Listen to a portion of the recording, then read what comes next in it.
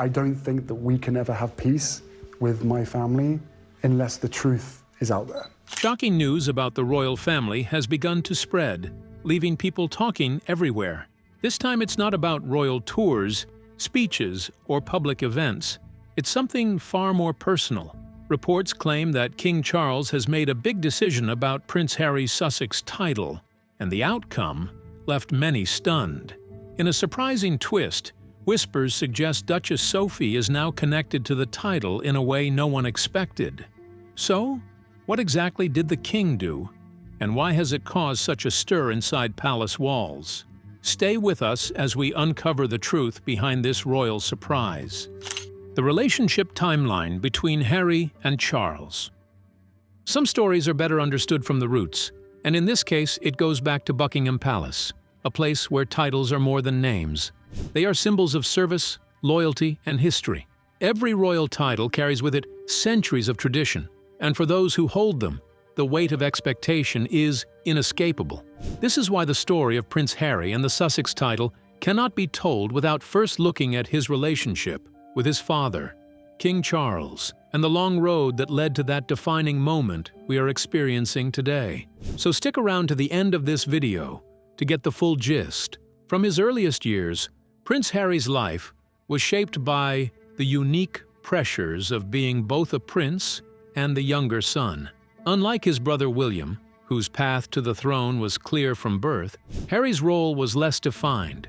He was close enough to the crown to feel its pull, but far enough away to often feel like an outsider. That position went on to influence his relationship with his father, and ultimately, the story of his title. Harry was born into a family that was already under intense scrutiny. His parents' marriage was troubled, and much of it played out in the glare of the media. Charles, then the Prince of Wales, balanced the duties of heir with the challenges of fatherhood. Diana provided warmth and affection for the children, while Charles offered stability but from a distance. When Diana tragically died in 1997, Harry was only 12. The image of him walking behind her coffin, alongside William, Charles, and other family members, remains etched in the public memory. For Charles, the moment was one of immense responsibility, guiding his sons through grief while also presenting strength to the nation. For Harry, it was a wound that would never fully heal. He later spoke of the loneliness he felt in those years and how the absence of his mother deepened the distance he already sensed with his father. The bond between King Charles and Harry was complicated. There was love, but also misunderstanding. Charles' choices were shaped by duty and restraint. This made him struggle to connect emotionally. Prince Harry, on the hand, was spirited and outspoken, wanted more openness and affection than his father found easy to give. These differences would become more pronounced as Harry grew older. Harry's years as the spared child were marked by incidents that captured headlines around the world. At Eton, where Prince Harry studied alongside Britain's elite, Harry was often classified as the mischievous younger prince. Stories of late-night parties and youthful mistakes made their way into the press. For many, these moments confirmed his image as the more carefree brother, the opposite of William's steady seriousness. In 2005, Harry faced public backlash after being photographed wearing a Nazi uniform at a costume party. The scandal was damaging and painful, both for the family and the public. Charles, criticized for being too distant, was said to have been deeply disappointed. For Harry, the mistake was a harsh lesson in the reality that his actions would never escape scrutiny. Yet Harry was more than the controversies. His decision to serve in the military marked a turning point. Training at Sandhurst demanded discipline, and Harry thrived under its structure. Unlike palace life, the army treated him as one of many. He served on the front lines in Afghanistan, a deployment that brought both risk and respect. Many admired his determination to serve like any other soldier, despite the danger it posed to him as a royal. Expressed quiet pride on Harry's achievement in Afghanistan. Though their relationship often seemed distant, this was one achievement that united father and son. Harry had proved his courage, and in doing so, he found a sense of purpose. From his military experience, Harry created one of his proudest legacies, the Invictus Games. Launched in 2014, the international sporting event for wounded veterans reflected both his compassion and his leadership. Charles supported the project and attended events, signaling recognition of his son's initiative. For the public, the Invictus Games showed a different side of Harry, not just the mischievous prince, but a man capable of vision and impact. It was a moment when he stepped out of William's shadow and defined himself on his own terms. Still, even as Harry built this identity, the gap with his father persisted. Charles represented continuity and tradition. Harry wanted change and freedom. That tension, visible for years, was about to become more personal with Meghan's arrival. Stay with us, because it gets more interesting from here. Meghan brought new life into Harry's world, but her arrival also stirred unease both inside and outside the palace. Unlike many royal spouses before her, Meghan came with a public past. She had built a career as an actress, best known for her role on the TV drama Suits. While it gave her independence and confidence, it also meant that scenes from her acting years resurfaced and were judged harshly by royal watchers. For some, the idea of a future duchess once playing romantic roles on screen felt uncomfortable. Even though it was simply her job was unacceptable. Her personal history drew just as much attention, because Meghan had been married before to film producer Trevor Engelson. The marriage was short, and though the details were private, the tabloids painted her as someone who walked away when things grew difficult. For traditionalists, this divorce set her apart from the long line of royal brides who had come before her. Inside the family, there was also hesitation. Princess Anne was rumored to keep her distance. Prince Philip, ever the traditionalist, reportedly doubted whether Meghan could adjust to the strict life of the firm. Even William, who was close to Harry but cautious, advised his younger brother not to move too quickly. Harry, however, was certain he had finally found someone who understood him, and he was determined not to let doubts stand in the way. Their 2017 engagement was celebrated worldwide, but it also attracted criticism. Some hailed it as a symbol of a modern monarchy. Others focused unfairly on Meghan's background, raising questions about whether she fit the role. For Harry, this was deeply painful. He had grown up watching his mother suffer under the same judgmental gaze, and he swore not to let history repeat itself. The wedding in 2018 was a grand occasion, and Charles's gesture of walking Meghan down the aisle was seen as a moment of welcome. But even then, quiet tensions lingered. Reports surfaced of disagreements over traditions, roles, and the pressure of constant public attention. In the months after, Meghan's position became even harder. The press picked apart her every move, while stories of conflict, particularly with Kate Middleton, filled the headlines. The situation worsened when her father, Thomas Markle, began speaking regularly to the media, often criticizing his daughter. The result was a sense that Meghan's private life had been stripped away, with little defense offered by the palace. For Harry, this was too much. He felt the family had failed to protect Meghan, just as they had failed to protect his mother. For Charles, the scrutiny was simply part of royal duty, something unpleasant but unavoidable.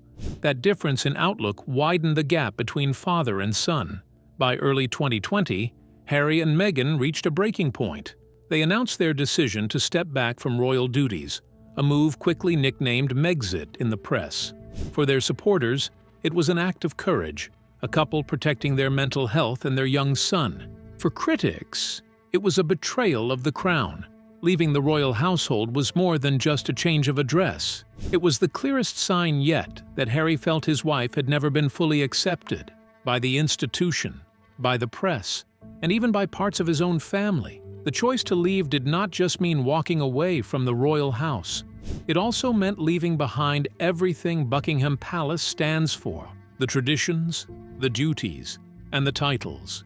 Until something happened that changed everything. Keep watching for more.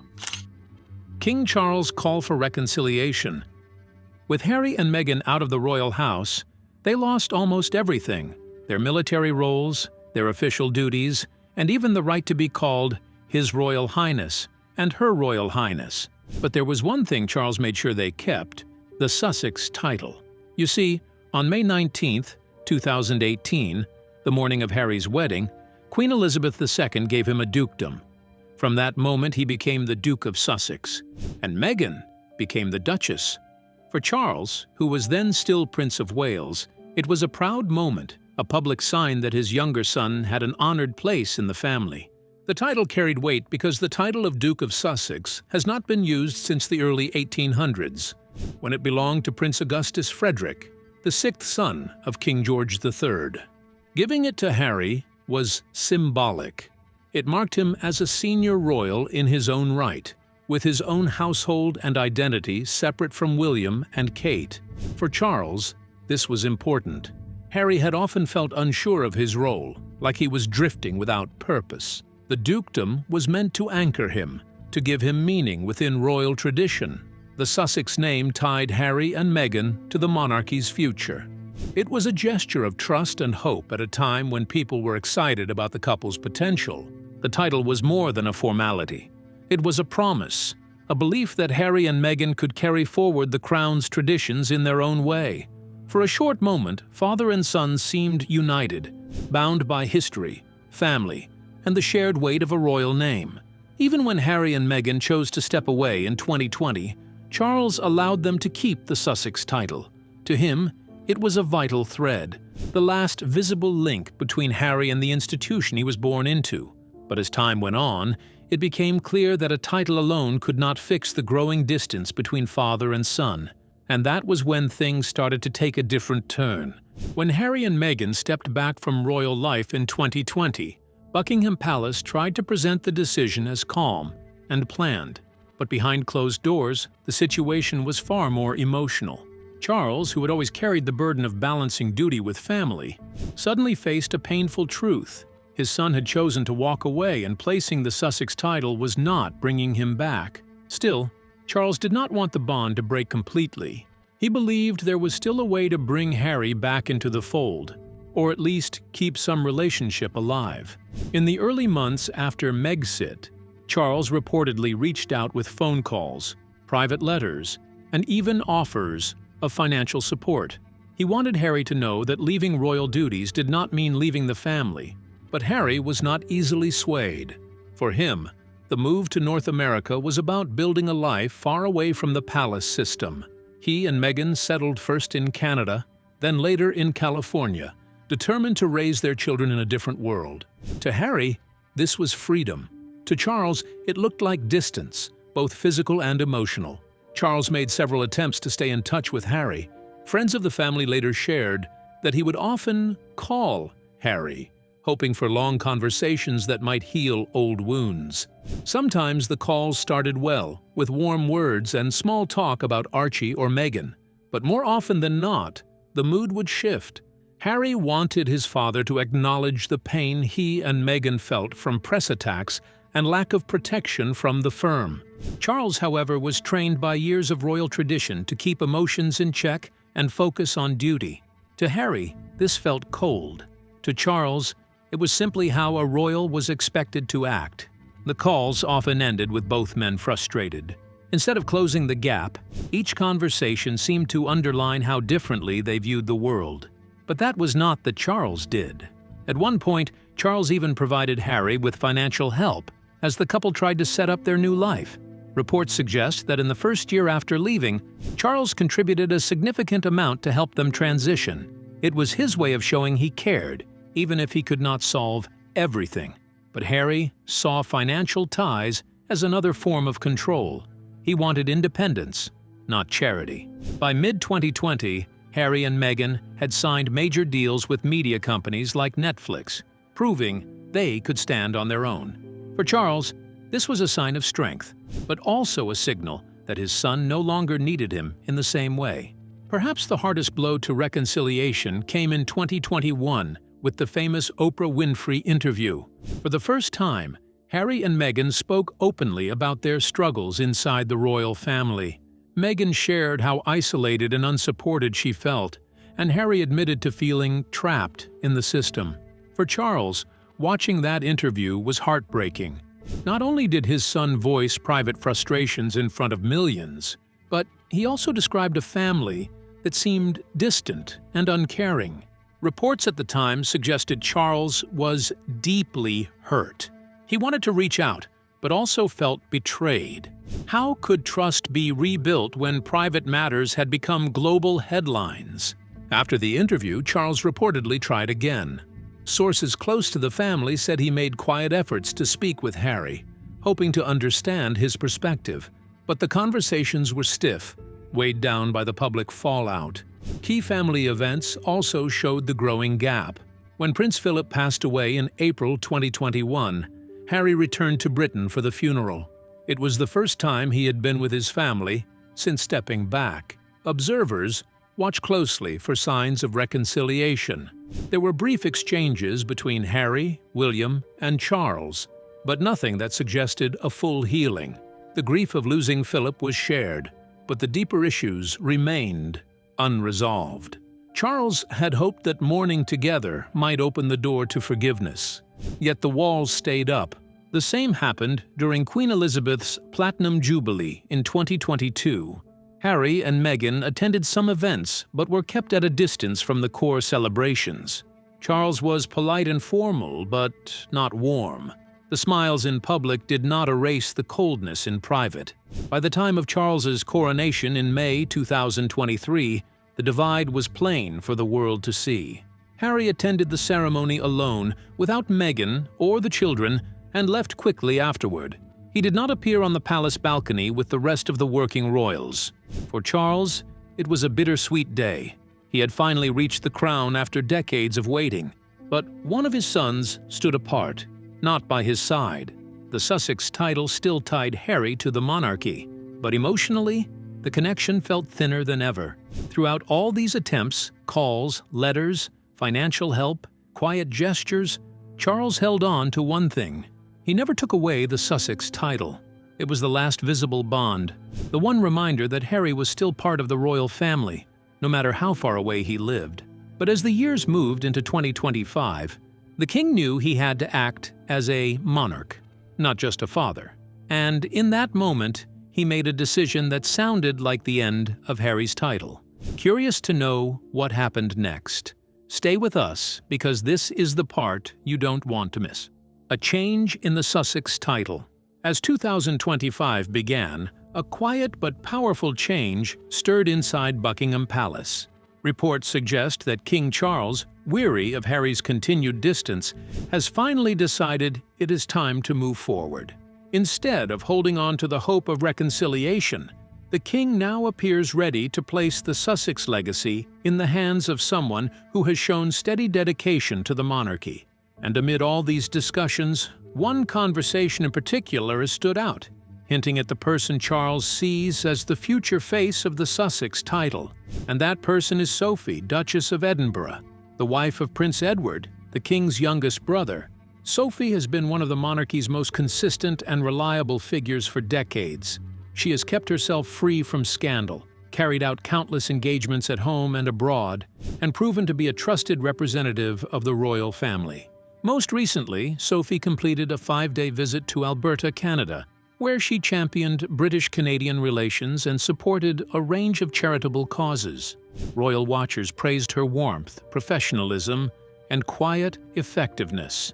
For many, this trip was yet another reminder of why she is regarded as one of the monarchy's safest and most dependable hands. For Charles, this matters more now than ever. Battling cancer and aware that his time might be shorter than expected, he is carefully considering the legacy he will leave behind. Behind closed doors, insiders suggest that he has been weighing who can best carry forward the values of duty and service that the crown represents. And in that conversation, Sophie's name rises again and again. Now, here comes the shocker. Harry is fully aware of this quiet change in interest, and he is not backing down. Because even though he has left his home at Buckingham Palace, he has built another home in Sussex, and that connection still matters deeply to him. The idea of losing the Sussex title has pushed him into action, forcing him to look for a way back into his father's good graces. Reports suggest that Harry recently made a surprising visit to his father in the hospital, marking the first time in 9 months that the two had come face to face. Unlike their past brief encounters, this time was different. They sat together for a long period of time, talking more than they had in years. For some, It was a hopeful sign that a father and son have finally broken through the silence that had defined their relationship. For others, it was a clear indication that Harry was fighting to hold on to the last piece of royal identity he still carried. But while Harry is pushing for reconciliation, Charles's mind may already be made up. Just days before Harry's hospital visit, the king held a private meeting with Sophie, Duchess of Edinburgh.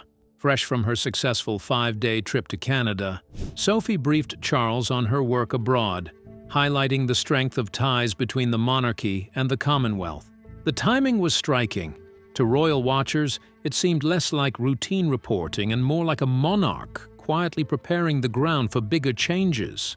And this is where the uncertainty lies. One thing is clear: Charles's decisions have pulled his son back toward him. But what remains uncertain is the future of the Sussex title itself. History reminds us that a monarch will always show loyalty to the throne above his personal desires. And right now, all signs point towards Sophie, the dependable duchess who has shown years of service without controversy. So, while we may not know for certain what King Charles's next move will be, one truth is undeniable: every step is unfolding into another. The question of who will carry the Sussex name may soon be answered, and when it is, the decision will shape not just a family's future, but the monarchy's as well. What do you think? Could King Charles really pass the Sussex legacy to Sophie, or will Harry fight hard enough to keep it? Share your thoughts with us in the comments. Don't forget to like, share, and subscribe for more royal updates. And make sure to click on the next video showing on your screen. You won't want to miss it.